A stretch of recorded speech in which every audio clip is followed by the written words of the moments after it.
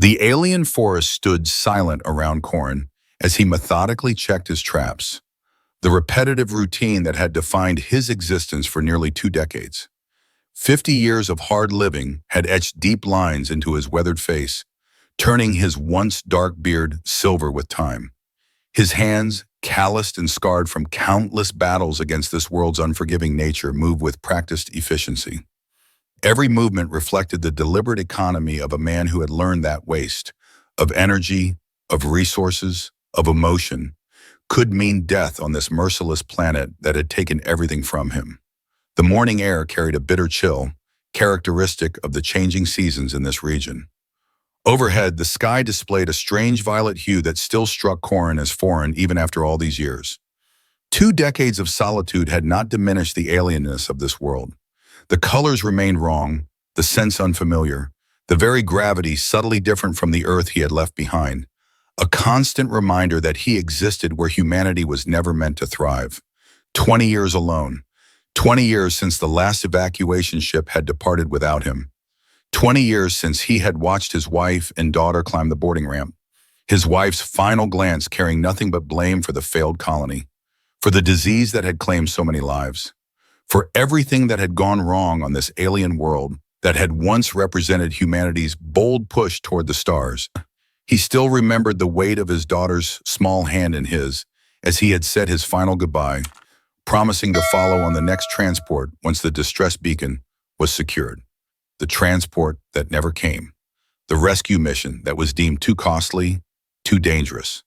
The colony that was officially designated as irretrievable in some distant bureaucrat's report, condemning those who remained to whatever fate awaited them on this hostile world.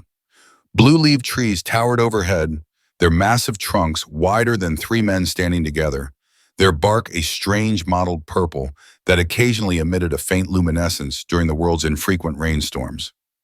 The forest seemed to breathe around him, indifferent to the solitary human who had carved out an existence within its boundaries. Corin had learned to respect that indifference, to work within its parameters rather than struggling against them. The wilderness had taught him patience, if nothing else. His first trap held a small creature resembling a cross between an earth rabbit and a lizard, what he had come to call trills for the high-pitched sound they made when alarmed. Good eating, with fur that could be processed into waterproof lining for his winter clothing. Nothing wasted, nothing taken without purpose. These were the rules that had kept him alive when so many others had perished. The second trap is empty, though clearly triggered. Something had escaped, leaving behind only a tuft of blue-tinged fur as evidence of its brief captivity. Corin reset the mechanism with practiced hands, his mind already calculating adjustments to improve its effectiveness. Survival demanded constant adaptation, constant improvement. Complacency meant death. As he moved toward the third trap, a memory surfaced unbidden. His daughter's laughter as she chased butterfly-like creatures through the colony's communal garden. Back when hope still outweighed caution. When the settlement still believed this world could become a home rather than a grave. The sound echoed in his mind with painful clarity, a phantom from another lifetime. He pushed it away with practiced discipline. Memories were dangerous companions in the wilderness. They divided attention, clouded judgment, weakened resolve. His small cabin, nestled between ancient tree trunks, contained the sparse evidence of his life. Tools for hunting and survival, rudimentary furniture crafted by his own hands, preserved food hanging from rafters, and a single shelf above the fireplace bearing wooden carvings that represented his only artistic expression. Each carving stood as a memorial to people and places long lost to him. Moments captured in wood because memory alone proved too painful or too fleeting. The falcon represented his wife, Sarah, strong, fierce, beautiful in motion. The small humanoid figure with outstretched arms was his daughter, Kara, frozen in an eternal moment of joyous welcome. The twisted spire symbolized the colony's main habitat, now likely reclaimed by the planet's aggressive vegetation. Together they formed a museum of ghosts, a physical manifestation of everything time and distance had stolen from him. Corin stoked the small fire that perpetually burned in his hearth, regardless of season. The flames provided not just warmth and cooking heat, but companionship of a sort, something alive and changing in a life otherwise marked by solitary routine. He added carefully measured fuel, watching as the fire consumed the offering with indiscriminate hunger. Fire, at least, was the same on this world as on Earth, one constant in an existence defined by alienness. The storm came without warning, as they often did on this world. The first indication was a sudden drop in temperature that sent Corin reaching instinctively for his heavier cloak. Then came the distinctive electrical charge in the air that made the hair on his arms stand on end, a warning system his body had developed through years of exposure to the planet's meteorological patterns.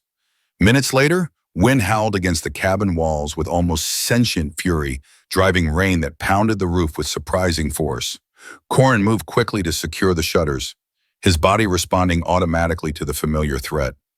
Years of experience had taught him that this world offered no mercy to the unprepared. One by one, he barred each window against the onslaught, the practiced movements requiring no conscious thought. The last shutter, perpetually swollen from humidity, required extra force to seat properly. As he leaned his weight into it, struggling with the warped wood, something caught his attention through the howling gale, a sound that pierced through the storm's cacophony with chilling clarity. The cry of a child. Corin froze, his hand still on the shutter latch. It seemed impossible. The indigenous settlements were miles away, across the mountain range to the north. No human children remained on this world, and no child of any species should be anywhere near his isolated home. Perhaps the wind was playing tricks, finding resonances that mimicked human sounds to torment his lonely soul. But there it came again, unmistakable even through the storm's rage. A child crying, the sound filled with fear and pain. Without conscious thought, Corin grabbed his spear and a crude oil lamp, his body responding to an imperative deeper than reason. The wilderness had taught him caution, but something deeper drove him out into the storm. Perhaps the part of him that remembered what it meant to be human, the part that his years of isolation had never quite managed to extinguish. The rain struck his face like needles as he stepped outside, the wind immediately tearing at his clothing with greedy fingers. Visibility extended barely an arm's length ahead, the world beyond reduced to shadowy suggestions of familiar landmarks. He raised the lamp, its flames struggling against the elements despite the protective glass housing he had crafted for it. The feeble light created more shadows than illumination, transforming the familiar forest into an alien landscape of writhing shapes and half-glimpsed movement. Corin oriented himself by sound, moving toward the source of the crying with deliberate, cautious steps. Each footfall tested the ground before accepting his weight, wary of the treacherous mud that could send him sliding down the slope toward the lake below. The crying grew louder, punctuated by what sounded like words in a language he couldn't comprehend. Not the trade tongue used by the indigenous people in their rare interactions with human colonists, but something more complex, with tonal qualities beyond human vocal capacity. The path led him to the rocky shore of the mountain lake, a body of water that stretched nearly a mile across, fed by streams that cascaded down from the snow-capped peaks to the east. During calm weather, its surface reflected the alien sky with mirror-like perfection. Now, sheets of rain pummeled the surface into a frenzy, creating a chaotic dance of water meeting water. Lightning split the sky, momentarily illuminating the shoreline with harsh white light. In that brief flash, Corin saw a small form huddled among the rocks, a child's body, curled into itself against the storm's fury. Another flash revealed more detail. Blue-patterned skin, delicate limbs, clothing reduced to sodden rags that provided no protection against the elements. There, half buried in mud and forest debris, deposited by the storm's fury, lay a small child.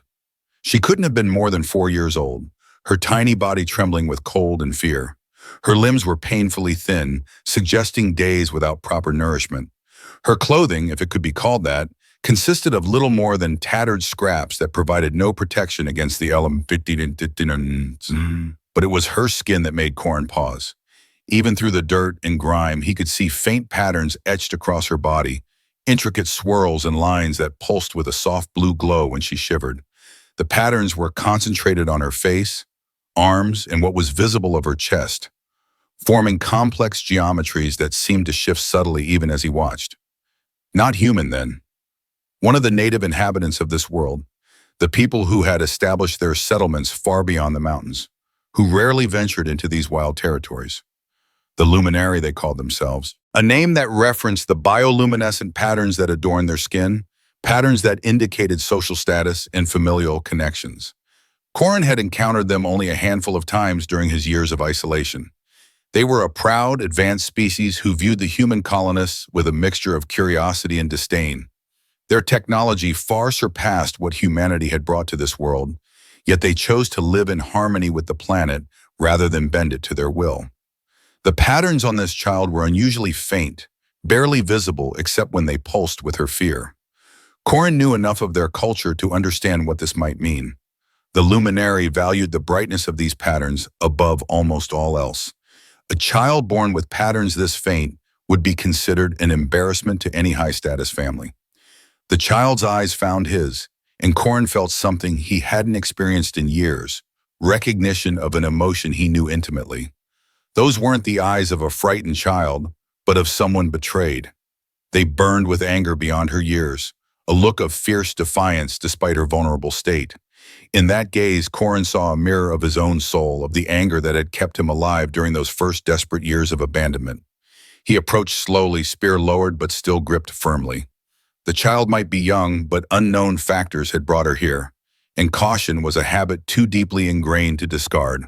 He knelt beside her, the mud soaking through his pants, and examined her more closely. No visible injuries, though her skin was dangerously cold to the touch. Exposure would kill her if she remained out here much longer. "You're safe now," he said, knowing she likely couldn't understand his words but hoping his tone might convey what language could not. He kept his voice soft, as he might when approaching a wounded animal. "I won't hurt you." When he reached out, she flinched away, eyes narrowing with distrust. Her small hands balled into fists, ready to fight despite her obvious weakness.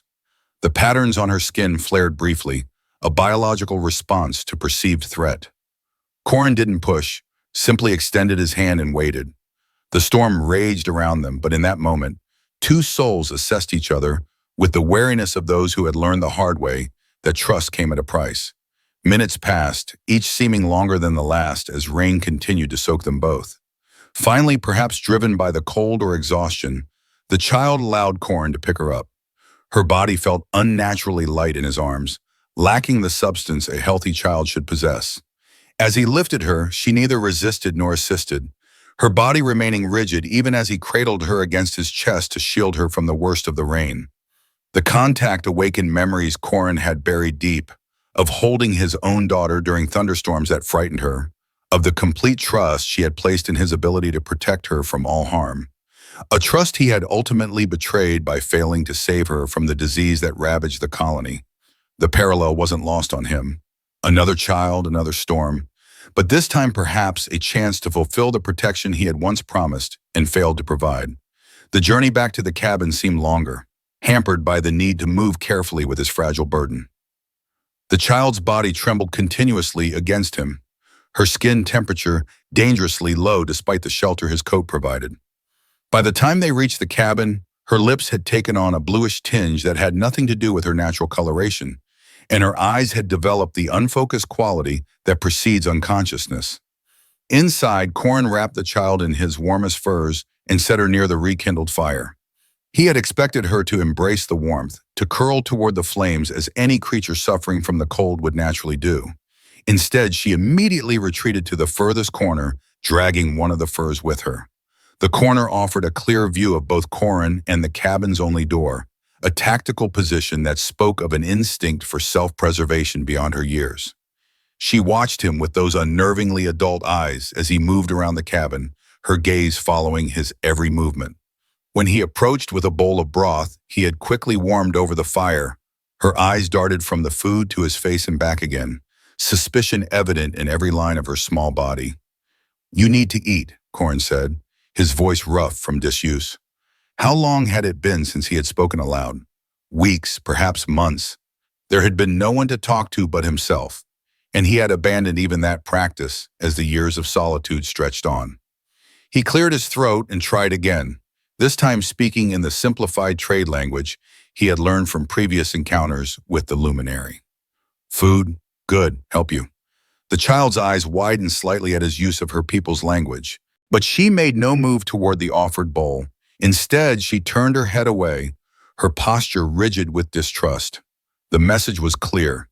She would accept shelter from the storm, but nothing more. Trust would not be given so easily. Corin didn't force the issue.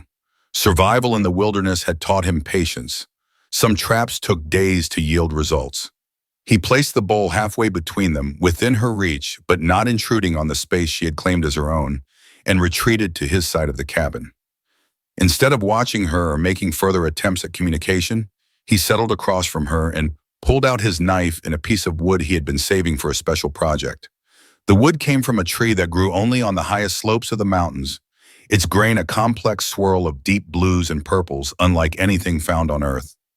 He had harvested it during a rare expedition the previous summer, carrying the heavy piece back to his cabin with the reverence one might accord a precious gem. His fingers, calloused from years of survival, began to work the material with practiced ease.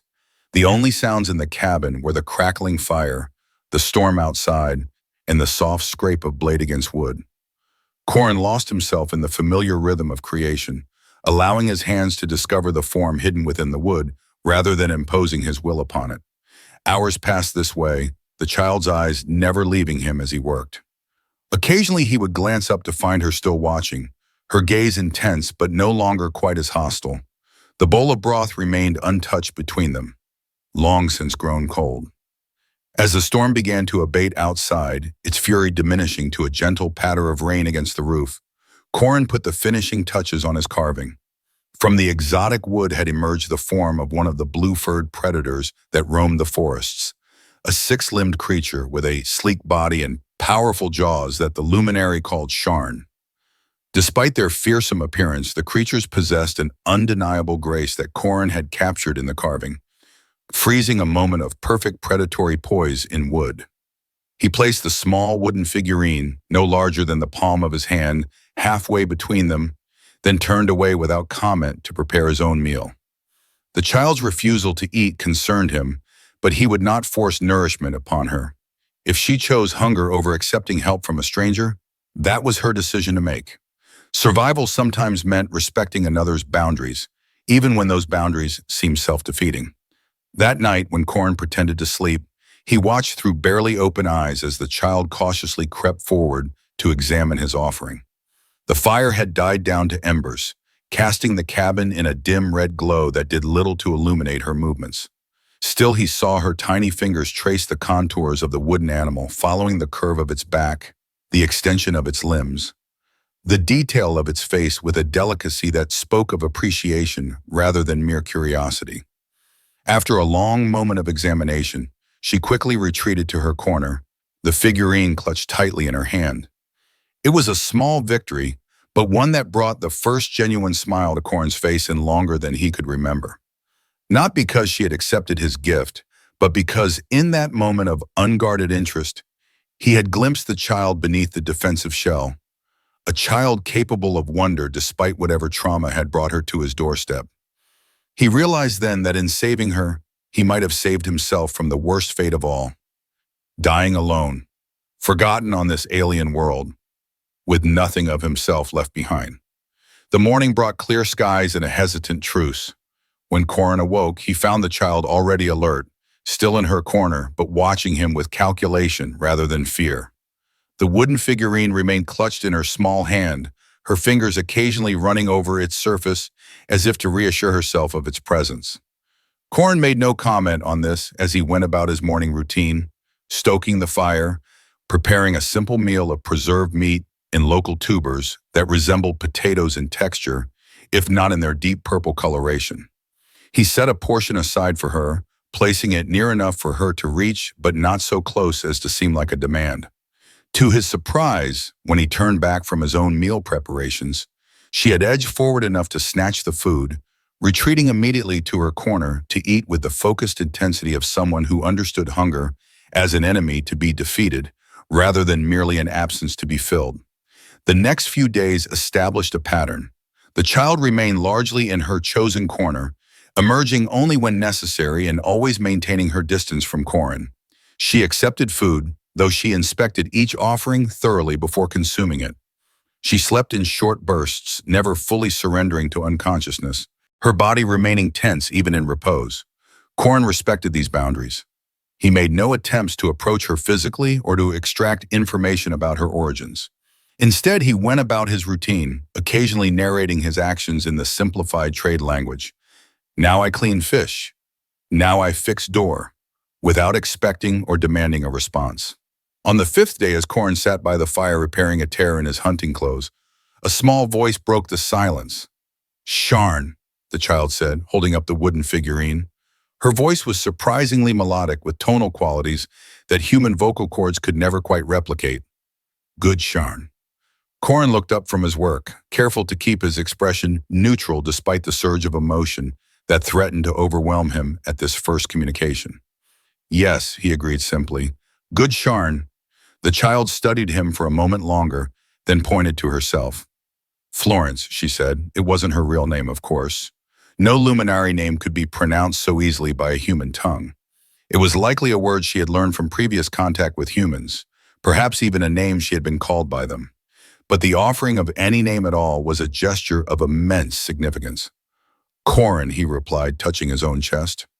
She nodded once, a gesture so human it momentarily startled him, then returned her attention to the wooden figurine. The conversation, such as it was, had ended, but something fundamental had shifted between them. A door had been cracked open, allowing the first tentative beam of trust to illuminate the space between them.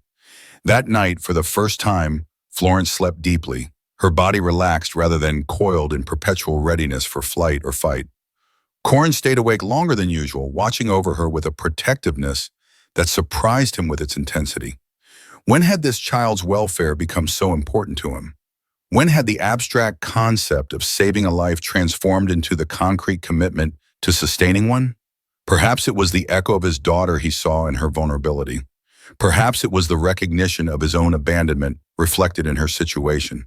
Or perhaps it was simply the reawakening of his humanity after years of existing rather than truly living. Whatever the reason, Corin accepted the responsibility without reservation, understanding instinctively that their fates had become intertwined through more than mere circumstance. As Florence slept, her skin patterns fluctuated with her dreams, brightening then fading, creating complex sequences that told stories Corin couldn't read. What dreams haunted her? What memories shaped her unconscious mind? The questions remained unanswered, but for the first time, Corin felt the stirring of genuine curiosity about another being, an engagement with life beyond mere survival that had been absent for so long he had forgotten its essential nature. Days turned to weeks, weeks to months, and months to years. The girl, whom Corin continued to call Florence at her own insistence, slowly transformed under his care and tutelage. The frightened, defensive child gradually gave way to a being of increasing confidence and capability, though the core of wariness never fully disappeared from her eyes. The changes were physical as well as emotional. Her once painfully thin frame developed wiry strength as proper nutrition and constant activity built muscle and resilience. The patterns on her skin, while never achieving the brightness that her people so valued, developed a subtle depth and complexity that became more pronounced as she matured. Most striking was the transformation in her movements. From the hesitant, guarded postures of her first weeks to a fluid grace that seemed to blend the best aspects of both her species' natural abilities and the survival skills Corin taught her. At 6, Florence was already showing signs of exceptional awareness. Where human children might still be learning basic skills of coordination and concentration, she possessed a focus that bordered on preternatural. She absorbed knowledge with a hunger that sometimes took Corin aback. Not just the practical skills of survival he intentionally taught her, but observations about his own behavior, his reactions, the way he interpreted the world around them. Corin taught her to read the forest as he did, to recognize which bent twigs signaled the passage of prey, which disturbed earth warned of predators. He showed her how to identify the plants that could heal and those that could kill, how to predict weather changes by watching the behavior of certain insects, how to move through dense undergrowth without leaving a trace of her passage. "Why do we leave no trail?" Florence asked during one of their forest excursions. her voice carrying the musical quality that became more pronounced when she was curious or excited. No one follows us. Someone might, Corin replied, demonstrating how to step on stone rather than soil to avoid leaving footprints. The forest has many eyes, some friendly, some not. Better to be unseen until we choose to be seen. Florence considered this with the seriousness she brought to all his lessons. Like being a shadow, she said finally, present but not noticed.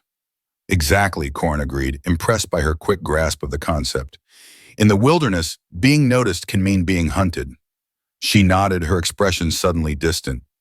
My father noticed my patterns were too faint. That is why he hunted me from our home. The statement, delivered with such matter-of-fact simplicity, hit Corin like a physical blow. It was the first time Florence had volunteered any information about her past, about the circumstances that had led to her abandonment in the wilderness. He had suspected as much based on his limited knowledge of Luminari culture, but hearing it confirmed with such childlike directness made the reality of her rejection all the more heartbreaking. His loss, Corin said finally, unable to find words adequate to address such casual cruelty. His very great loss. Florence looked at him for a long moment, her eyes searching his face as if seeking confirmation of his sincerity. Whatever she found there seemed to satisfy her, for she nodded once before returning her attention to the lesson at hand. But something had shifted between them. A deepening of trust, perhaps, or a recognition of shared pain that transcended the differences in their species and experiences. One morning, as they tracked a small herd of herbivores through the eastern forest, Florence suddenly stopped, her head tilted in the curious manner she adopted when processing new information. Without speaking, they had developed a series of hand signals for hunting that eliminated the need for voice. She tugged at Corin's sleeve and pointed silently to a broken branch he had overlooked. The break was fresh, the inner wood still glistening with sap. But what made it significant was its height and the direction of the break, too high for the herbivores they were tracking, and snapped downward in a way that suggested a heavier creature moving with purpose rather than grazing animals meandering through the forest. Sharn, a predator, had passed through recently, likely trailing the same herd they were hunting. The situation had just become considerably more dangerous. Corin nodded his acknowledgement, impressed by her observation. Many adult hunters might have missed that sign, focused as they were on the more obvious tracks of their intended prey. But Florence had maintained awareness of the broader environment, a skill that could mean the difference between successful hunting and becoming prey oneself. Her eyes met his with quiet pride at the recognition, and something more, a flicker of healing in a spirit that had been wounded by rejection. Each such moment seemed to strengthen something within her, rebuilding what abandonment had shattered. They changed course, circling wide around the predator's path. There would be other hunting opportunities. Today's lesson in reading the landscape had been more valuable than whatever meat they might have procured. The seasons turned, marking the passage of years with changes in temperature, vegetation, and animal behavior. Florence grew taller, her blue-patterned skin glowing more vibrantly as she matured. The faint patterns that had once been a source of shame among her people had developed a subtle complexity that, while still not as brilliant as those Corin had observed on other Luminari, possessed a depth and intricacy that held its own unique beauty. By 10, she had begun to develop her own ideas about tracking and trapping, sometimes suggesting modifications to Corin's techniques that incorporated her unique perspective as someone who straddled two worlds, the technological heritage of the Luminari and the practical wilderness knowledge Corin had imparted. Many of her innovations proved remarkably effective, combining elements no single species thinker would likely have conceived. Corin presented her with her first bow, smaller than his, but crafted with the same care. He had worked on it in secret during the evenings, measuring the pull weight against her strength, selecting the most flexible yet durable wood, twisting sinew into string that would withstand both use and the elements. The arrows he made with equal attention to detail, ensuring the balance and flight characteristics suited her developing frame. The moment of presentation carried a ceremonial weight neither of them acknowledged verbally, but both understood implicitly. This wasn't merely a tool being passed from teacher to student, but a rite of passage, a recognition of Florence's growing capability and responsibility within their small community of two. Florence accepted the gift with uncharacteristic solemnity, her hands running along the smooth curve of the bow, with a reverence that spoke volumes about her understanding of what it represented. Not just a tool for hunting, but a recognition of her growing place in their small community of two. It was acknowledgement of her transition from child to apprentice, from someone who needed protection to someone beginning to acquire the means of providing it. "I will honor this gift," she said formally, the patterns on her skin pulsing with emotion she otherwise kept from her expression, and the knowledge behind it. "You already have," Corin replied simply. "Every day you survive. Every day you grow stronger. Every day you choose to see beauty in this world that tried to destroy you."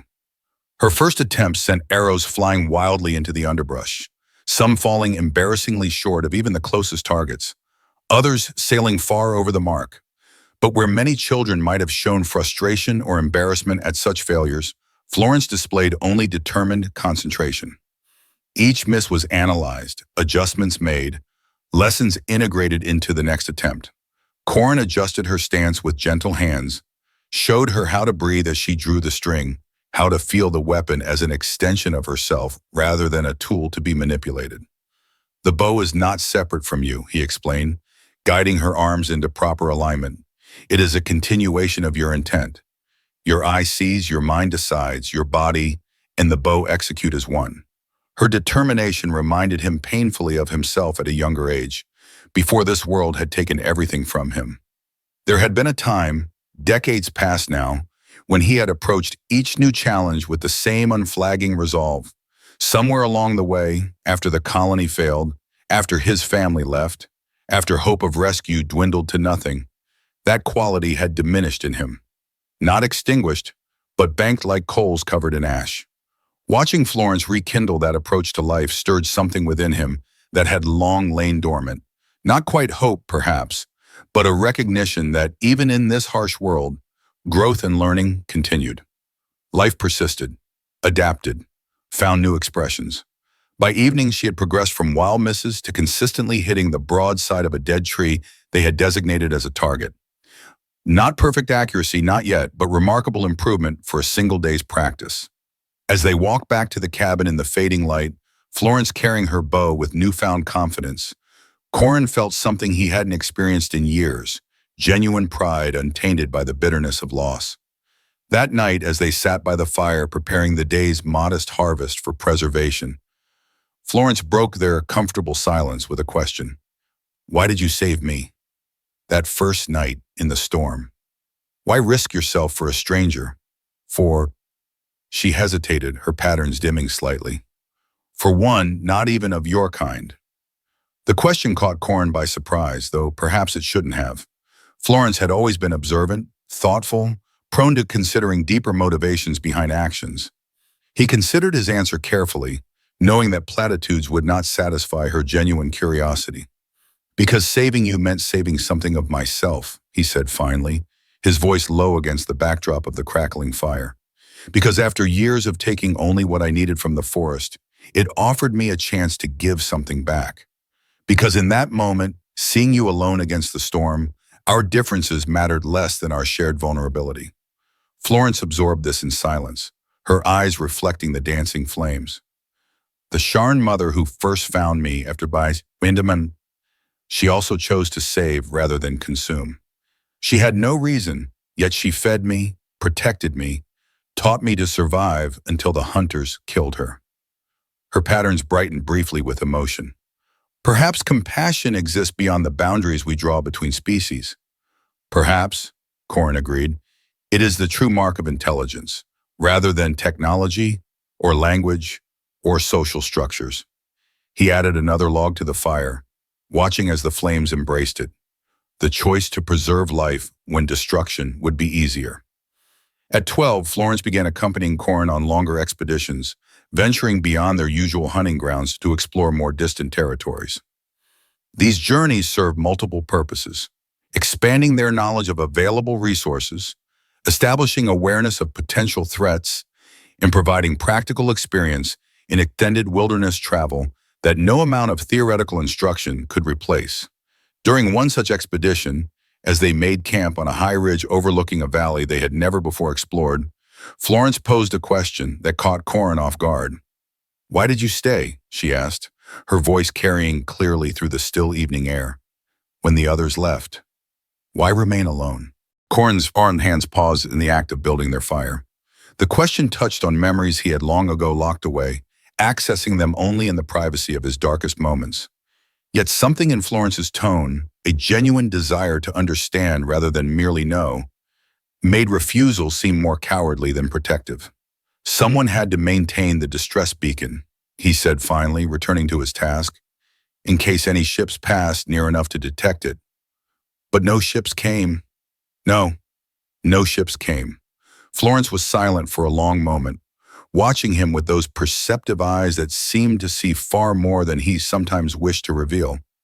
"That is not the only reason," she said. It wasn't a question. Corin sighed, settling back on his heels as the fire caught and began to grow between them. "No," he admitted, "not the only reason." He looked up at the alien sky, where unfamiliar stars were beginning to emerge as daylight faded. "I had already lost my daughter. My wife blamed me for everything that had gone wrong with the colony. There seemed little point in returning to Earth only to be further reminded of all I had failed to preserve." "Your daughter," Florence said carefully. "What happened to her?" "Disease." The word came out harsher than he intended, laden with years of unresolved grief. "A virus native to this planet. Our bodies had no defense against it. Nearly a third of the colony died before our medical team developed a treatment. Kara, my daughter, was among the first to fall ill."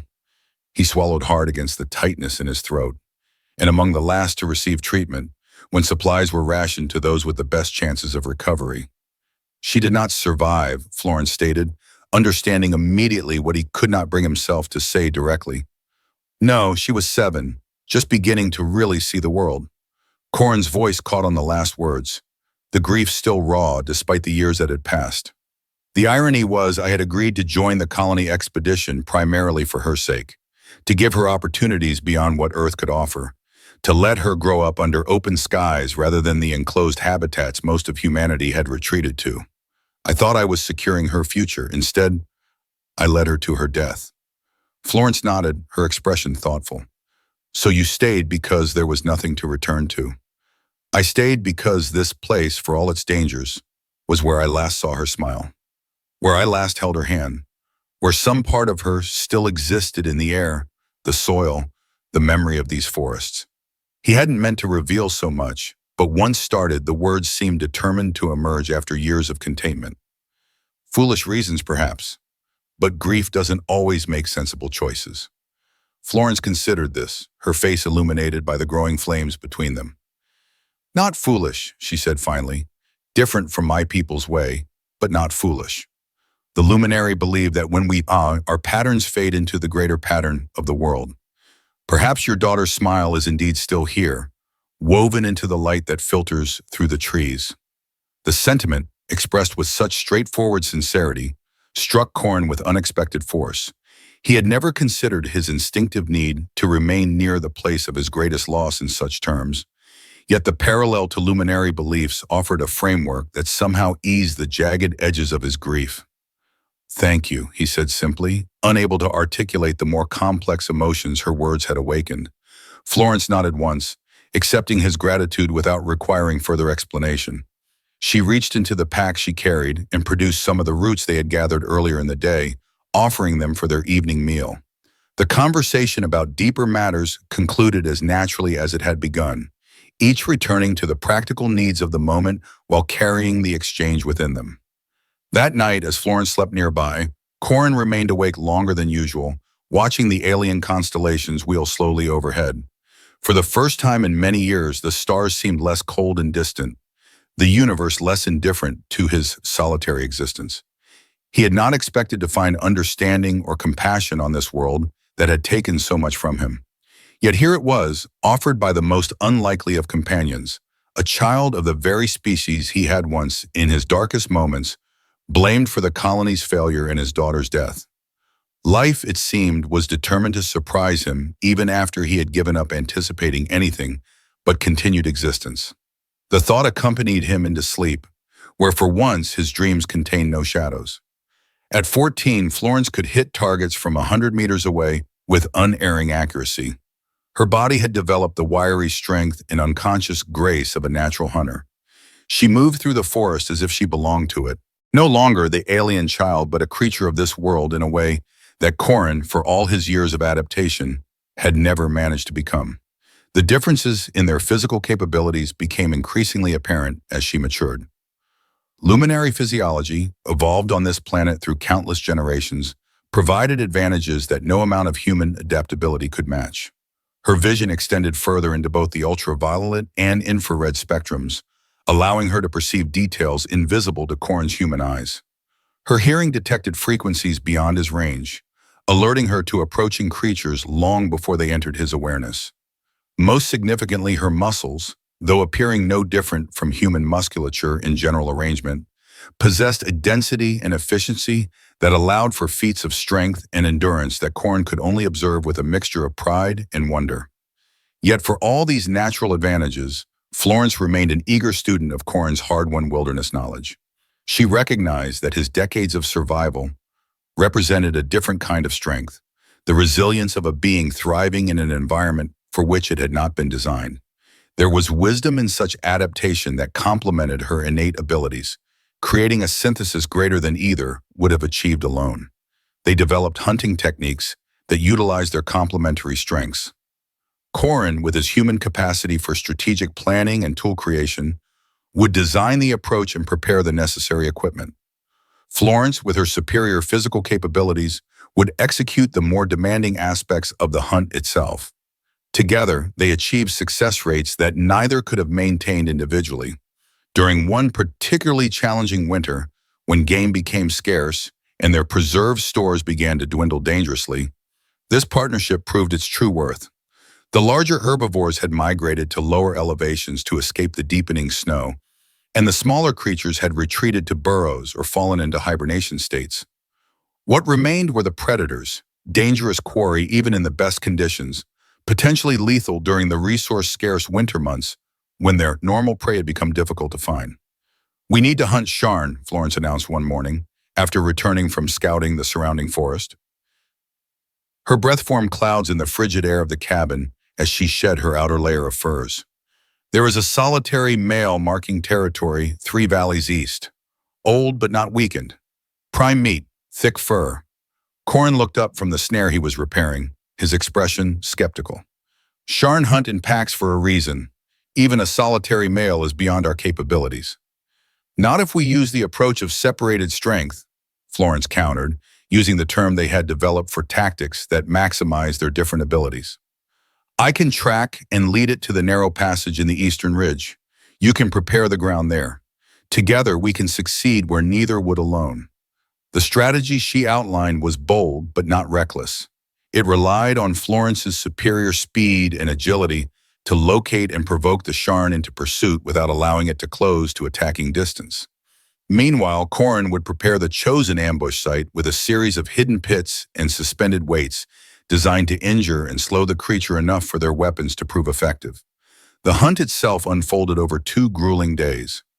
Corin spent the first preparing the ambush site, digging concealed pits despite the partially frozen ground, positioning counterweights among the branches overhead, and establishing his own hidden position from which to launch the critical first strike with his heaviest spear. The work left his muscles aching and his hands raw despite the protection of his gloves. But each element was positioned with the precision born of knowing that failure could mean death. Florence departed at dawn on the second day, carrying only her bow, a quiver of arrows, and a small pack containing water and emergency provisions. Corin watched her disappear into the forest, her movements fluid and confident, despite the danger of her mission. The hours of waiting that followed are ranked among the most difficult of his life, not knowing whether she had located the predator, whether she was safe, whether she might even now be bleeding out in the snow, with no one to help her. Late in the afternoon, as the winter sun began its early descent toward the horizon, Corin heard it, the distinctive cry of a Sharn in pursuit of prey. The sound sent primal shivers through him, despite his preparations. Soon after came another sound, the sharp, 2-toned whistle that was their signal for imminent arrival. Minutes later, Florence burst into the narrow passage, her movements swift but controlled. Not the headlong flight of panic, but the measured pace of someone leading, rather than merely fleeing. Behind her, moving with terrifying speed despite its massive size, came the Sharn, six powerful limbs propelling it forward, blue fur standing out starkly against the white snow, jaws open to reveal rows of teeth evolved for tearing flesh from bone. Florence leapt over the first concealed pit with practiced precision, then the second, following the path they had established during planning. The Sharn, focused entirely on its prey, noticed the disturbed ground too late. Its forward momentum carried it directly into the trap, its front limbs plunging into the hidden pit. The creature's roar of rage and pain echoed through the ravine as it thrashed, trying to extract itself from the pit while still keeping Florence in sight. This was the moment of greatest vulnerability in their plan, the transition from flight to fight. Florence spun mid-stride, knocking an arrow even as she turned to face the temporarily immobilized predator. Her first shot struck true, burying itself in the creature's thick neck, just above where Corin had determined a major blood vessel should be located. The Sharn's roar changed pitch, fury now mixed with genuine pain. With strength born of desperation, it tore free from the pit, leaving tufts of blue fur and drops of darker blue blood on the jagged edges. It charged forward again, but its gait was uneven now, favoring the injured foreleg. As it passed beneath the overhead branches, Corin triggered the release mechanism he had prepared. A massive log, suspended by vines and weighted with stones, swung down with devastating force, striking the Sharn across its back and sending it crashing to the ground. This was Corin's moment. He emerged from concealment, heavy spear raised, and drove it downward with all his strength into the stunned creature's side, aiming for the heart. The specially prepared stone tip, honed to razor sharpness, pierced the thick hide and sank deep into the predator's body. But the Sharn was not so easily killed. Despite its injuries, it lashed out with previously unseen speed, one clawed limb catching Corin across the thigh and sending him sprawling backward. Pain lanced through his leg as blood immediately began to soak his clothing. The predator struggled to rise, focusing its rage on this new threat, its eyes burning with the determination to take at least one enemy with it into death. It never got the chance. Florence loosed 3 arrows in rapid succession, each finding its mark in the creature's throat and head. The final arrow pierced the Sharn's eye, driving deep into the brain behind it. The massive predator shuddered once, twice, and then collapsed, its remaining life bleeding out onto the snow. The silence that followed seemed absolute after the chaos of the battle. Corin lay where he had fallen, his leg throbbing with each heartbeat, warm blood contrasting sharply with the cold snow beneath him. Florence was beside him in an instant, her face tight with concern as she examined his wound. "Deep, but the major vessels are intact," she announced after a moment, her hands already moving to tear strips from her outer clothing to form a pressure bandage. "You will live, though hunting is finished for you this season." Despite the pain, Corin felt a laugh bubble up from somewhere deep inside him. "At least we won't go hungry during my recovery," he managed, gesturing toward the massive carcass nearby. "You all right, dudes?" "That's more meat than we've seen in months." Florence nodded, but her expression remained serious as she worked to stanch the bleeding from his leg. "We succeeded because we fought as one," she said, echoing the phrase he had taught her years ago when explaining how humans had survived as a species despite lacking the natural advantages of many predators. "Neither alone could have done this." "Neither alone would have tried," Corin corrected, wincing as she tightened the bandage. "That was your idea, not mine." A rare smile flickered across Florence's face, transforming her features from intense concentration to something approaching happiness. "Then we are truly stronger together than apart. Your wisdom tempers my boldness. My strength extends your vision." That night, after they had transported Corin back to the cabin and begun the initial processing of their hard-won prize, Florence performed another unprecedented action. As Corin lay on his bed, leg properly cleaned and bandaged, but pain-preventing easy sleep, she placed a hand on his shoulder. The first time she had initiated physical contact outside of hunting or training necessity. "Rest," she said simply.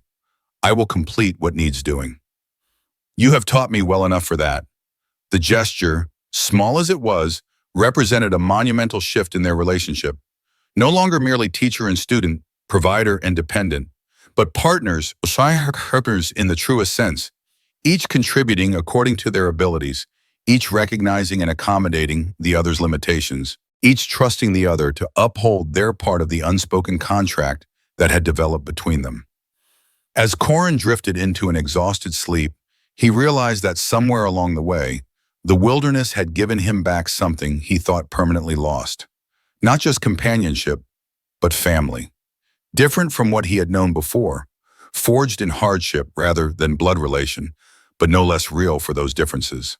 By 16, Florence had become a hunter whose skills rivaled and in many ways surpassed Corin's own. She had integrated the wilderness knowledge he had taught her with her species' natural abilities to create an approach to survival that was neither fully human nor traditionally luminary, but something new and remarkably effective.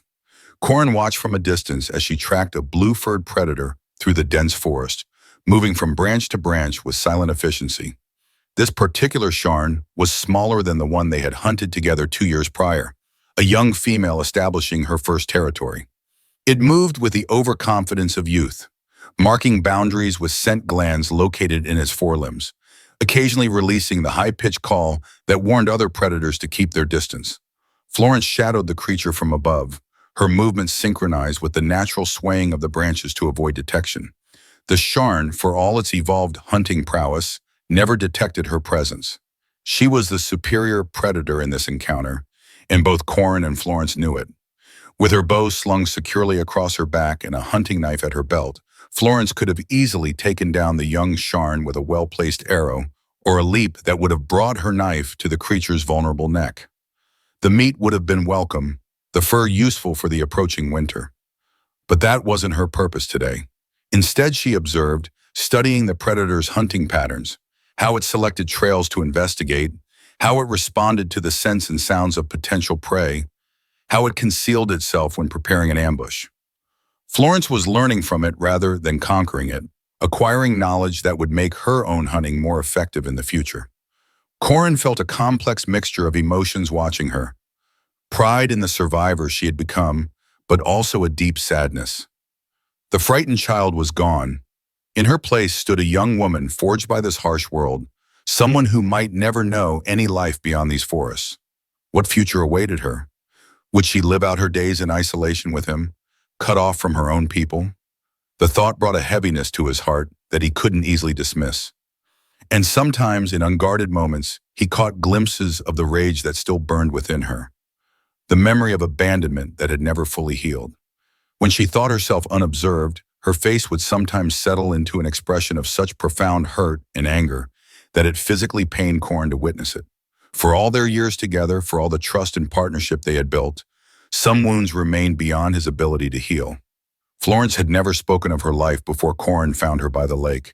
She never mentioned her family or the circumstances that had led to her abandonment.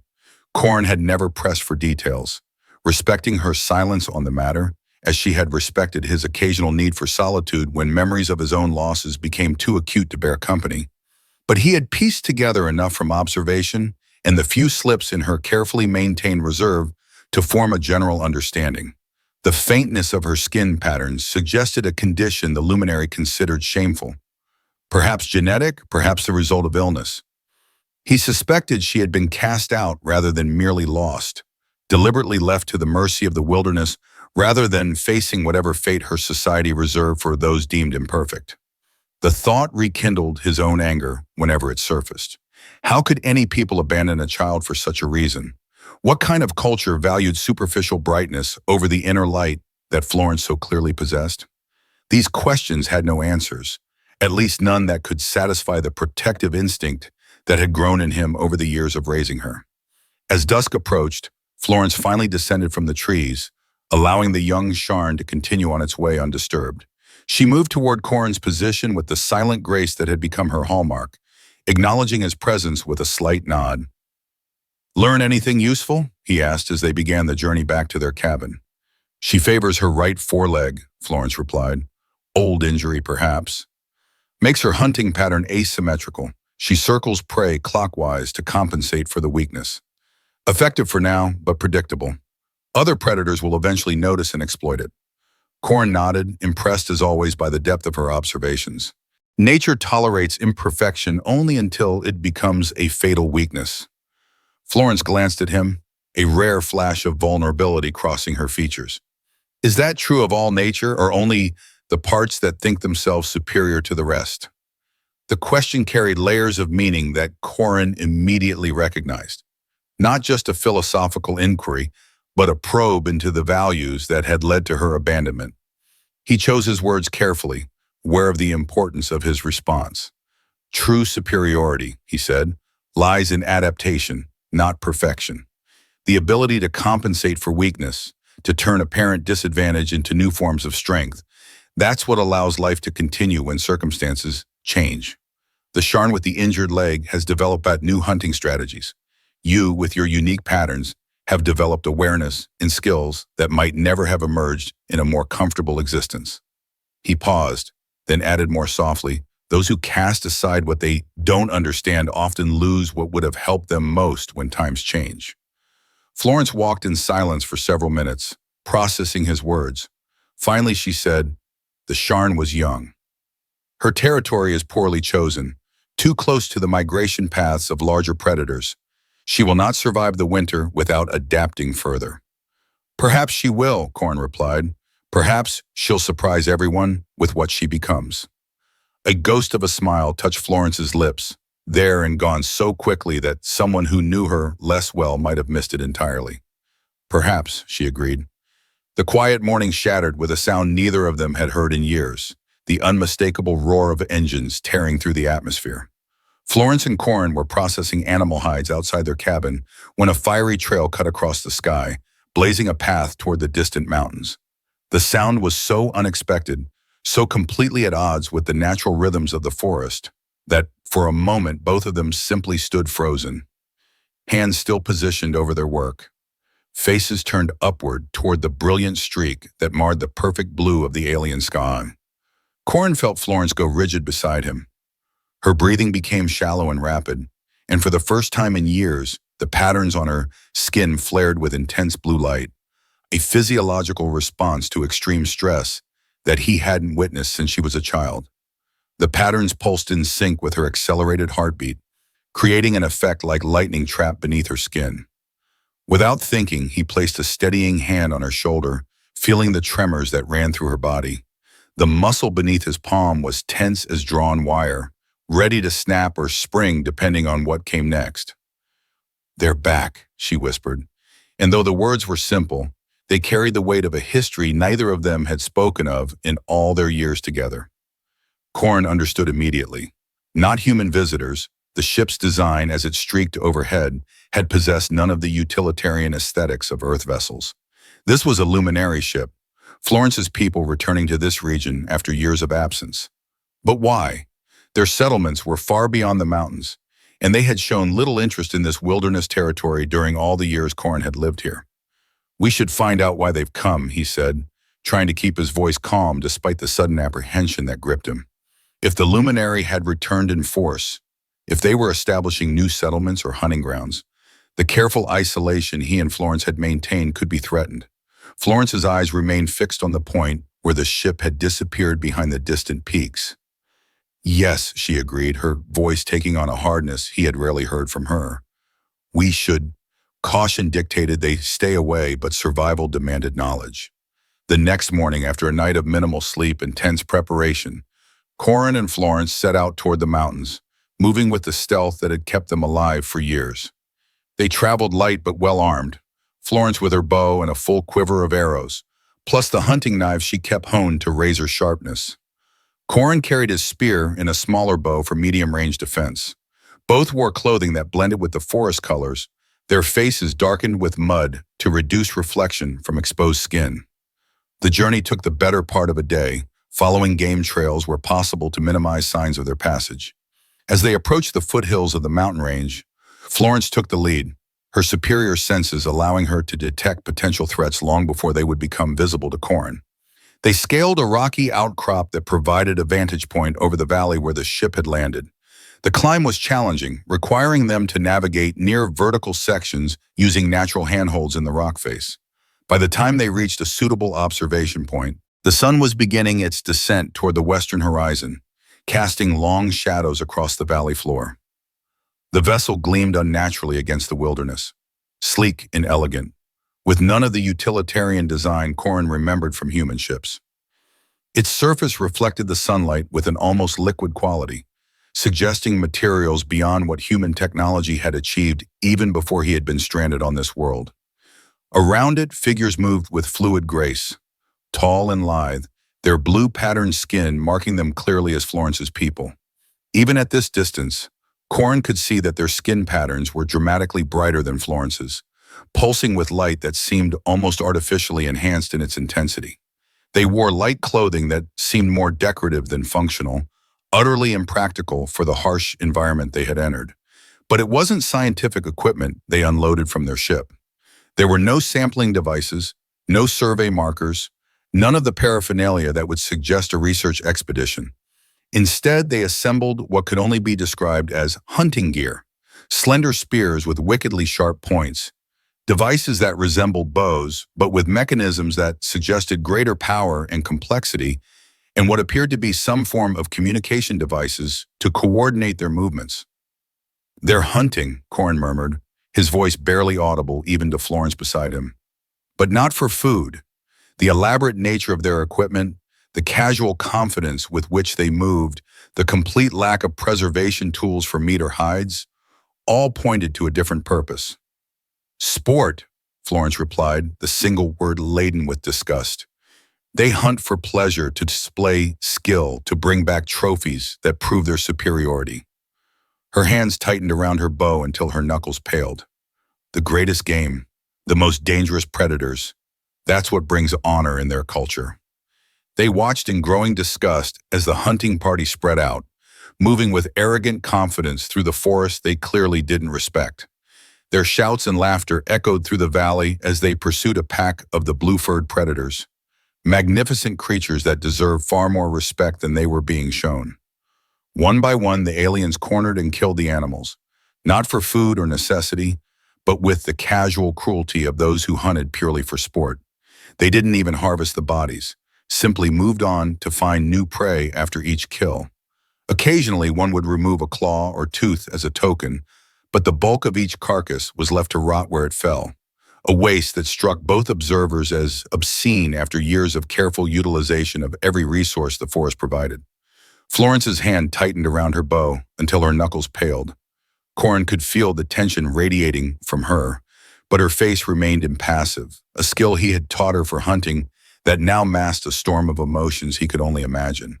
For all her integration into the life they had built together, these were her people by birth. Their actions reflected upon her in ways that cut deeper than mere disgust at wasteful hunting practices. Through Corin's makeshift telescope, a device he had constructed years ago from salvaged parts and carefully ground glass, Florence studied the hunting party more closely. The group consisted of about a dozen individuals, most male from what Corin could discern of Luminari sexual dimorphism, though at least 3 appeared to be female. All wore clothing that suggested high status, elaborate patterns woven into fabric that complemented their own skin markings, decorative elements that served no practical purpose in the wilderness. Her attention fixed on one figure who stood taller than the rest, who shouted commands and received immediate compliance. He moved with an authority that spoke of rank and privilege, his elaborate clothing and ornaments marking him as the leader. The patterns on his skin were exceptionally bright, pulsing with a blue so intense it was almost painful to look at directly. When he turned to face another member of the party, Florence went completely still. Corin heard her sharp intake of breath, felt the slight tremor that passed through her body before she controlled it. She lowered the telescope, her hands shaking slightly, not with fear, but with a fury so intense it seemed to radiate from her in waves. "It's him," she said, her voice unnaturally calm. "My father." The words hung in the air between them, the first direct confirmation of the suspicion Corin had harbored for years. He carefully took the telescope from her unresisting hands and focused it on the figure she had identified. The resemblance was subtle but unmistakable once one knew to look for it.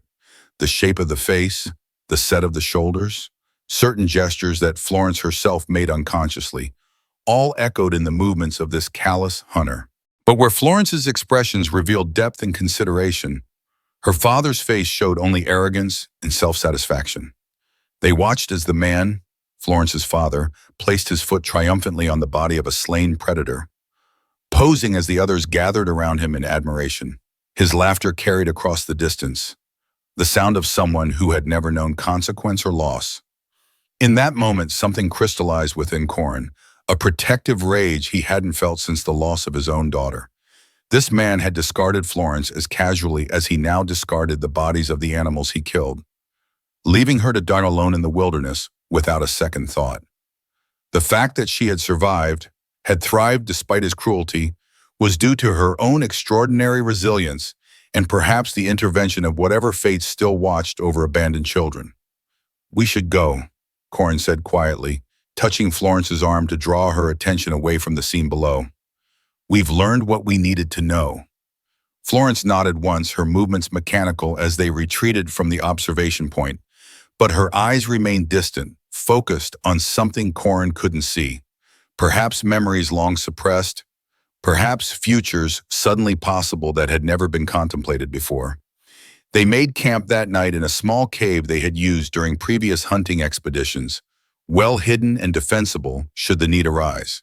Corin prepared a small, smokeless fire while Florence sat at the cave entrance, ostensibly keeping watch but in reality still locked within whatever internal struggle the day's revelations had triggered. "Will you tell me?"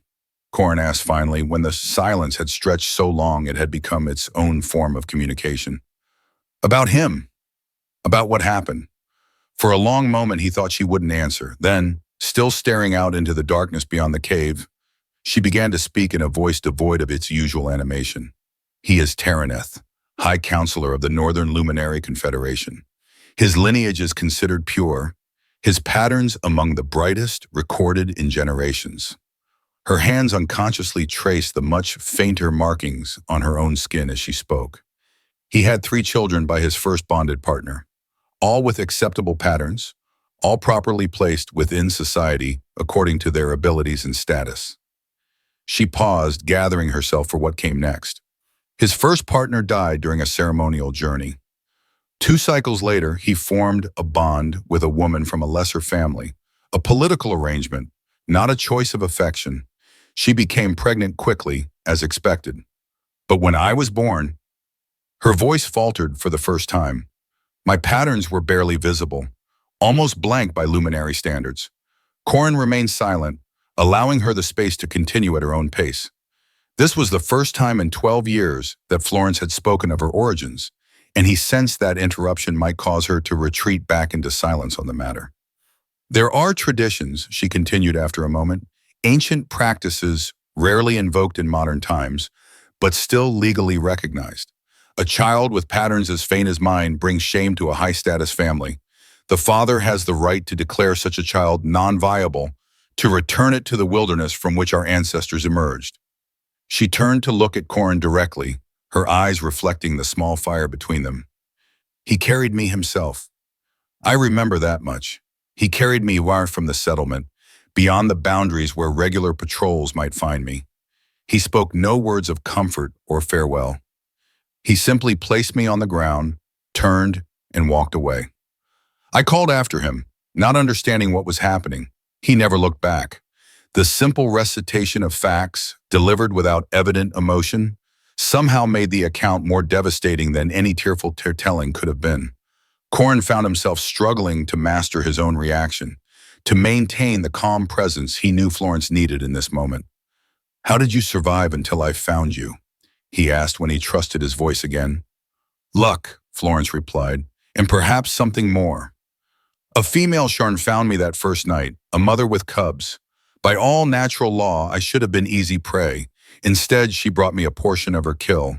She continued to provide food for nearly a full cycle of seasons, teaching me to hunt smaller prey as I grew stronger." A ghost of a smile touched her lips. "Perhaps that's why I prefer to observe sharn rather than hunt them. I owe my life to their unexpected mercy." And then the storm brought you to the lake where I found you, Corin said, completing the narrative. The Sharn mother was killed by hunters from my father's settlement, Florence confirmed. I wandered for many days afterward, lost and afraid. The storm drove me toward the lake, toward you. She looked at him directly. Another form of unexpected mercy, perhaps. Corin considered her words, finding patterns and connections that extended beyond coincidence. You were abandoned because your patterns were too faint. I was abandoned because my purpose here had grown too faint after the colony failed. Both discarded by those who should have protected us. Both finding new purpose in the wilderness that was meant to destroy us. Florence finished the thought. There is a symmetry to it. They sat in silence for some time after that, each processing the implications of all that had been revealed. Finally, Florence spoke again, her voice taking on a hardness Corin had never heard before. He has returned to hunt in these forests. He has no right to this place. No respect for its balance or its creatures. Her eyes met Corin's, and in them he saw a determination that transcended mere anger. I want him to know what it feels like to be hunted, to be judged inadequate and left to survive by his own strength alone. Corin studied her face in the dying firelight, recognizing that they stood at a pivotal moment. He could counsel restraint, could suggest they return to their cabin and continue the life they had built, untouched by the presence of those who had rejected them. Or he could acknowledge the legitimate need for reckoning that burned within her, not mere revenge, but a balancing of scales long tilted toward injustice. Then we hunt, he said simply, making his choice. Not to kill, but to teach. Florence nodded, the decision made. To teach, she agreed. That night in the cabin that had been their sanctuary for 12 years, Florence methodically laid out her weapons on the floor. Each piece had been crafted or modified by her own hands over the years. A bow made from flexible wood that could send arrows with deadly accuracy. A quiver full of arrows tipped with razor-sharp stone points. A long spear with a head forged from a rare metal they had salvaged years ago. 2 hunting knives, one for skinning and one for defense. Her movements were precise, controlled, but Corin recognized the cold fury driving them. He had seen it in his own reflection years ago, before time had dulled the edges of his rage at abandonment. The methodical preparation of weapons served a dual purpose, ensuring readiness for the coming confrontation and providing a focus for emotions that might otherwise overwhelm rational thought. He said nothing as he watched her prepare. There were no words needed between them after so many years. Instead, he simply retrieved his old hunting knife from its place on the wall and began to sharpen it methodically. The rhythmic scrape of stone against metal, his only contribution to the conversation. The repetitive motion was meditative, allowing his mind to work through the implications of what they planned. This wasn't merely about Florence confronting her father. It was about both of them reclaiming something that had been taken: dignity, agency, the right to determine their own worth rather than accepting the judgment of those who had discarded them. Florence looked up at the sound of his sharpening, her eyes meeting his. A silent question passed between them, and Corin's continued sharpening was his answer. Where she went, he would follow. What she faced, they would face together. The wilderness had forged them into a family more loyal than the ones that had abandoned them, and family stood together even, perhaps especially, in the most difficult moments. As the night deepened around their cabin, they continued their preparations. Florence crafted specialized arrows designed not to kill, but to mark, tips coated with a dye made from forest plants that would stain skin for days. Corin prepared snares and traps intended to confine temporarily rather than maim permanently. Both worked with the focused intensity of those who understood the gravity of their undertaking. Neither spoke of the risks involved. The Luminari hunters were armed with advanced weapons and moved in numbers that gave them a significant advantage. Discovery could mean death for both Florence and Corin, but some compulsions transcended rational calculation of risk and reward. Some reckonings were necessary for the soul regardless of their potential cost to the body. As dawn approached, they finalized their strategy. They would not confront the entire hunting party directly. Such an approach would be suicide. Instead, they would employ tactics of isolation and psychological warfare, separating individuals from the group and demonstrating their vulnerability, before releasing them to carry that knowledge back to the others. The ultimate target was clear. Florence's father, the architect of her abandonment, would be the final focus of their efforts. But reaching him would require careful manipulation of the group dynamics, creating confusion and fear that would make him vulnerable to isolation. With the first light of morning filtering through the cabin windows, Florence secured her weapons and looked to Corin with an expression that combined determination with something deeper, a need for affirmation that transcended her usual self-sufficiency. "We are doing this for the right reasons," she said, the statement carrying the weight of a question beneath its surface. Corin considered his response carefully, aware of its importance. "Revenge alone would not be sufficient justification," he said finally. "But this is about more than revenge. It's about establishing boundaries, showing them that this forest and its creatures deserve respect. It's about confronting the past so it no longer controls the future." He paused, then added, "And yes, it's also about justice, however imperfectly administered." Florence nodded, accepting his assessment. "Then let us bring justice to those who have forgotten its meaning." The hunt began at dawn the following day.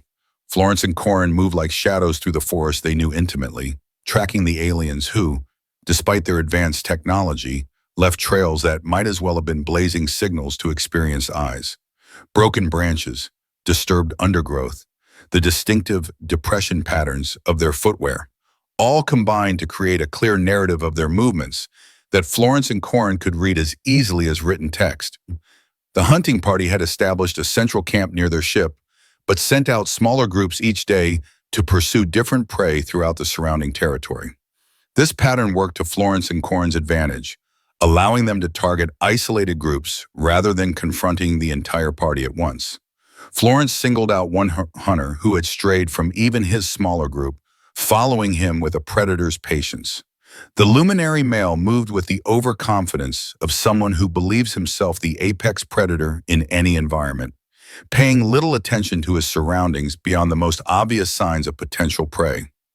Rather than attacking directly, Florence employed psychological warfare, breaking a branch to his right with a well-aimed stone, then quickly moving to toss another stone to his left, creating the impression of movement in the undergrowth.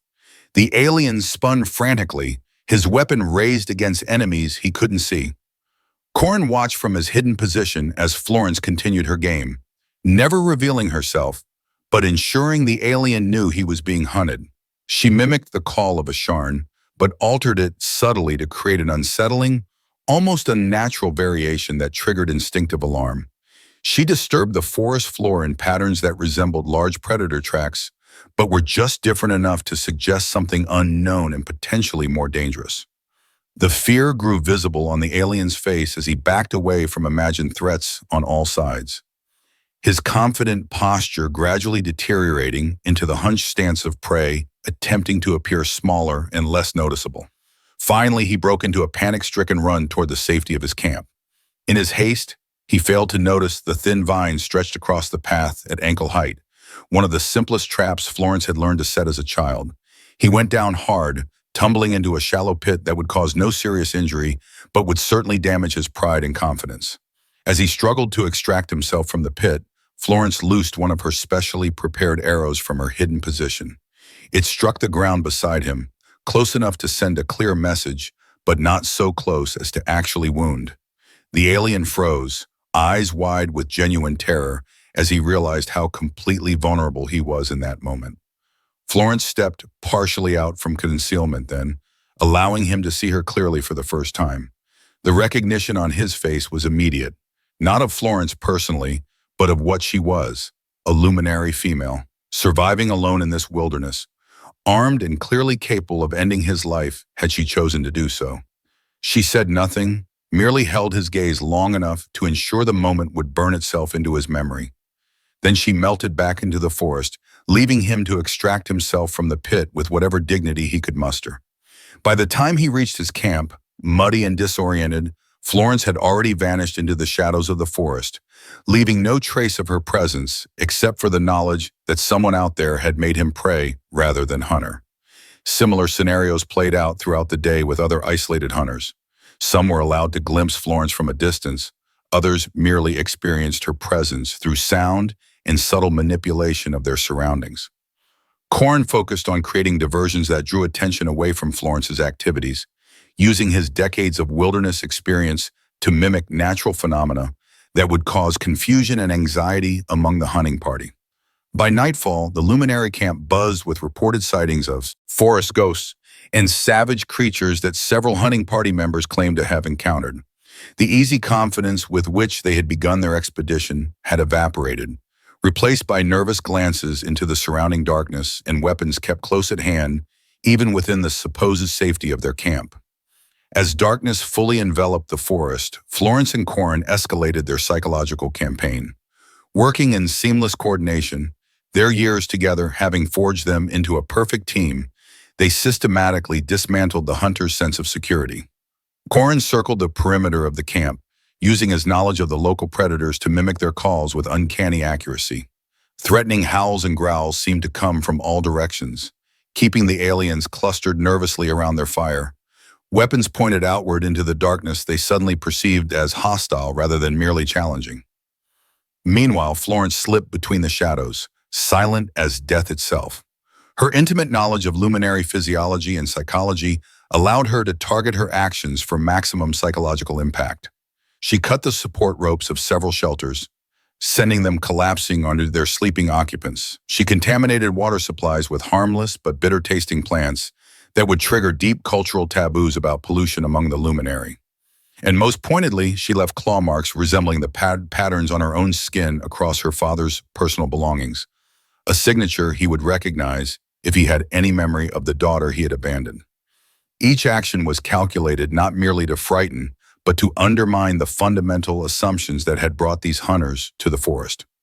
That they were superior, that they were in control, that the wilderness existed for their entertainment rather than as a complex ecosystem with its own rules and hierarchies. By morning, the hunting party's bravado had evaporated. What had begun as an amusing expedition had transformed into something far more unsettling. The growing awareness that in this forest, they were not the apex predators they believed themselves to be. Arguments broke out among them, with some advocating immediate return to their settlements and others, including Florence's father, insisting that they could not allow themselves to be frightened away by primitive tricks.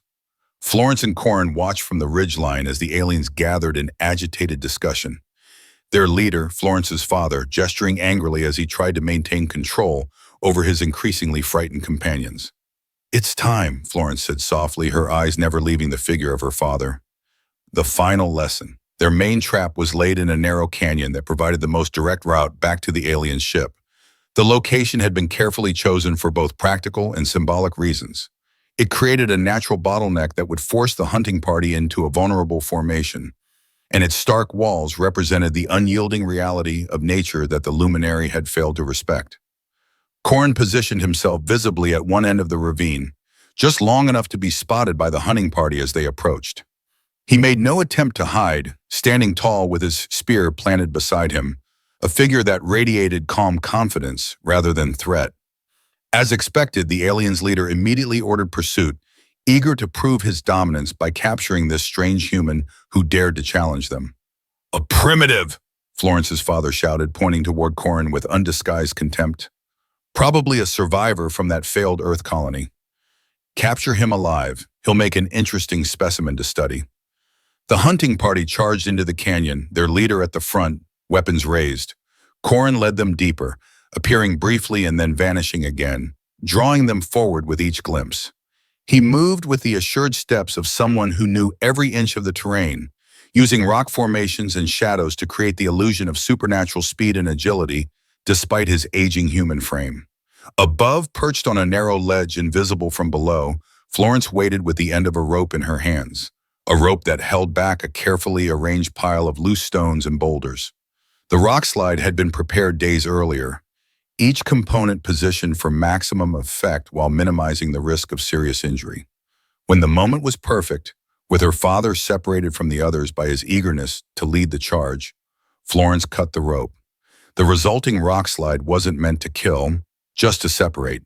Stones cascaded down the canyon walls, creating an impassable barrier between Florence's father and the rest of his hunting party. The sound was deafening in the confined space of the canyon, echoing from wall to wall as rocks bounced and shattered against each other. Dust billowed upward, temporarily obscuring vision and forcing everyone in the vicinity to cover their mouths and noses against the choking particles. When the dust began to settle, Florence's father found himself isolated from his companions, cut off by a wall of debris too high and unstable to climb safely. His companions' shouts faded as they retreated, promises to find another way around and return with help, growing fainter as distance and the canyon's acoustics distorted their words. He turned, weapon raised, to find Corin standing before him. The human's appearance had changed subtly, no longer the fleeing target but a composed adversary, standing with the quiet confidence of someone on familiar ground. Florence's father sneered at the aging human, confidence returning now that he could see his opponent clearly. "So this is what's been terrorizing my men? An old earth relic?" He twirled his spear with practiced elegance, the movement designed to intimidate. "I'll mount your head as a trophy and tell stories of how I single-handedly defeated the ghost of the canyon." He lunged forward with blinding speed, his weapon a blur of motion as it sought Corin's flesh. But Corin had not survived 20 years in this wilderness by being easy prey. He didn't attempt to match the alien's strength or speed. Such a contest would have ended quickly and badly for the human.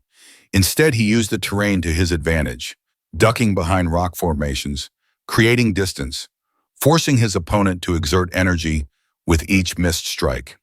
Years of hunting in this environment had taught Corin every nuance of movement required to maximize efficiency while minimizing exertion. He seemed to flow across the uneven ground, always just beyond the reach of the Luminari's weapon, never attempting strikes of his own, but simply allowing his opponent to exhaust himself against the obstacle of absence. The alien's frustration grew with each failure to connect. His attacks became wider, less controlled, more fueled by anger than technique. "Stand and fight like a man," he snarled, his composure cracking as his perceived superiority failed to translate into the quick victory he had anticipated. "I'm fighting like a survivor," Corin replied calmly, his voice betraying none of the strain such constant evasion placed on his aging body. "Something you've never had to learn." The verbal jab struck deeper than any physical blow could have. The alien's face contorted with rage, and his next attack abandoned all pretense of skill, becoming a blind rush fueled by wounded pride. Corin sidestepped at the last possible moment, allowing the alien's momentum to carry him past and momentarily off balance. It was all the opening needed. Corin disappeared around a rock formation, leading the alien deeper into the trap.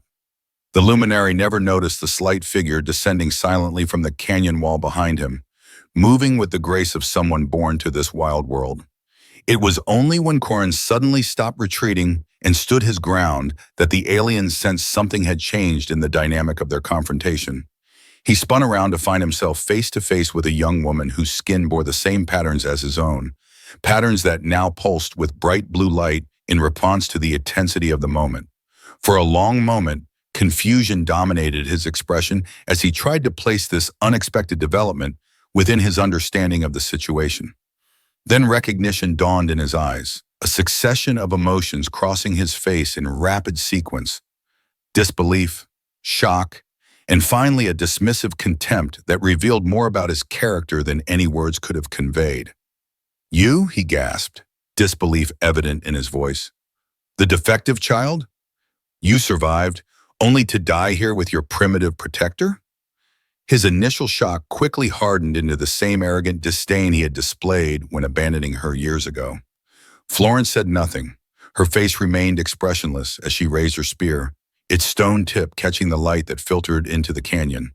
The weapon was a simple thing compared to the elaborate technology the Luminari carried. But in that moment, it carried the weight of 12 years of survival against odds that should have been insurmountable. "I am Taraneth, High Counselor of the Northern Confederation," her father declared, as if his title alone should inspire fear or respect. "You will lower your weapon and submit to proper authority, regardless of how you've managed to survive this long." Still, Florence remained silent, her stance neither advancing nor retreating. her weapon neither lowering nor striking. The stillness itself became a form of power, the absolute calm of someone who had confronted their deepest fears and emerged stronger for the experience. "Speak," her father demanded, his composure cracking further in the face of her continued silence. "Acknowledge your inferior status, and perhaps I'll grant you mercy despite your obvious collaboration with this human against your own kind." When Florence finally spoke, her voice carried none of the trembling emotion or desperate rage her father might have expected. Instead, it emerged calm and measured, each word chosen with deliberate precision. "You speak of authority," she said, "yet you abandoned yours when you left a child at DA rather than accept the responsibility of nurturing different kinds of strength. You speak of inferiority, yet you hunt with technology against creatures armed only with what nature provided them. You speak of mercy, yet you have shown none to the forest or its inhabitants." Her eyes held his, unwavering. "I do not recognize your authority. I recognize only the law of the wilderness, which judges by actions rather than words." The duel that followed was unlike anything Corin had ever witnessed. Florence's father attacked with the practiced technique of someone trained in combat as an art form, his movements almost beautiful in their precision. Each strike flowed into the next, creating a continuous sequence of deadly intent that would have overwhelmed most opponents through sheer technical perfection. Florence fought with the raw efficiency of someone who had learned combat as survival, wasting no energy on flourish or display. Where her father's style spoke of academies and instructors, hers embodied the harsh lessons of the wilderness. Adapt or conserve or starve, focus completely or become prey. Her father's greater strength and more elaborate weapon were counterbalanced by Florence's intimate knowledge of the terrain and her lightning reflexes. For every powerful thrust he delivered, she had already moved aside. For every sweep of his weapon, she had already ducked or jumped. She didn't fight him directly. She fought like the forest itself, unpredictable and relentless. "Fight properly," her father shouted after a particularly frustrating sequence where his attacks met nothing but air. "Face me directly if you have any honor." "Honor?" Florence replied, her voice steady despite the exertion of constant movement. "Is there honor in fighting on terms that guarantee my defeat? The prey does not stand still for the predator out of some misplaced sense of fairness. It uses every advantage available because survival is the only victory that matters." The philosophical difference underlying their combat styles became increasingly apparent as the duel continued. Florence's father fought as if combat were a ritual with prescribed forms and expectations, while Florence approached it as an extension of the survival imperative that had governed every aspect of her life since abandonment. Frustration made him careless. A too-wide swing left him momentarily exposed, and Florence struck with the butt of her spear, knocking his weapon from his hands. Before he could recover, she had kicked it far out of reach, sending it clattering across the rocky canyon floor until it disappeared into a crevice. He reached for the bow slung across his back, but Florence's arrow pinned the strap to the canyon wall behind him, missing his skin by millimeters. A display of accuracy that left no doubt about her ability to have struck a more lethal target had she chosen to do so. Disarmed and cornered, the alien's arrogance finally crumbled. Fear replaced contempt in his eyes as Florence approached, a knife now drawn and pressed against his throat. The blade was primitive by his standards, stone and metal crafted by human hands rather than manufactured with advanced technology, but no less deadly for its simplicity. "Do you remember?" she asked, her voice soft but steady. "Do you remember leaving a child alone in the wilderness because she was imperfect? Because her patterns weren't bright enough? Because she would bring shame to your house?" Recognition flickered in his eyes, followed by something Corin recognized all too well. The desperate calculation of someone looking for any words that might save his life. "I had no choice," he stammered, all pretense of superiority abandoned in the face of immediate danger. "The elders demanded it. I never wanted—" "Lies!" Florence cut him off, pressing the knife slightly harder against his skin. A small bead of blue-tinted blood formed where the edge made contact, proof of both the blade's sharpness and her control over its pressure. "I remember your face as you walked away. There were no elders. There was just you, deciding I wasn't worth keeping. Just you, measuring my value solely by the brightness of patterns rather than the strength of will or clarity of mind. For a long moment, the only sound was the wind whistling through the canyon and the ragged breathing of Florence's father as he confronted mortality with none of the dignity he had claimed as his birthright. Corin watched, his hand on his own knife, but this moment belonged to Florence. This was her demon to exorcise, her past to confront and transcend. "You abandoned me because I was unnecessary to you," she said finally, her voice like stone. "Now you stand here, alone, weaponless, helpless." She lowered the knife slowly, stepping back from him. "Learn to survive, as I did." Confusion replaced fear in her father's eyes. "You're not killing me?" "Death would be a mercy," Florence replied, "and a waste. Life is the most precious resource in this wilderness. I won't squander it, even yours." She stepped back further, gathering his weapons, the spear, the bow, the hunting knife at his belt. "If you're worthy of life, you'll find your way back to your people. If not," she shrugged, "the forest decides." The implications of her decision slowly dawned on her father's face as he realized what she intended. He would be left alone, without weapons or supplies, in a wilderness he had never bothered to understand beyond his capacity to provide him with trophies and tales of conquest. "You can't leave me here," he protested, his voice rising with the first notes of panic. "The predators will judge you as they judge all who enter their domain," Florence finished for him. "By your ability to adapt, to observe, to respect the rhythms of life, rather than imposing your will upon them." She gestured toward the canyon walls. "There are ways out beyond the rock slide. There are plants that can be eaten safely. There are waters that will not poison you. All of this knowledge is available to one who approaches the forest with humility rather than arrogance." She turned to leave, pausing only to add, "That is your lesson, Father. The same one you thought you were teaching me when you abandoned me here. Let us see if you learn it better than you taught it." They left him there, weaponless and alone in a wilderness he had only ever seen as a playground for his amusement. Now he would learn its true nature, its beauty and its brutality, its indifference to privilege or status, its capacity to either destroy or transform, depending on one's approach to its challenges.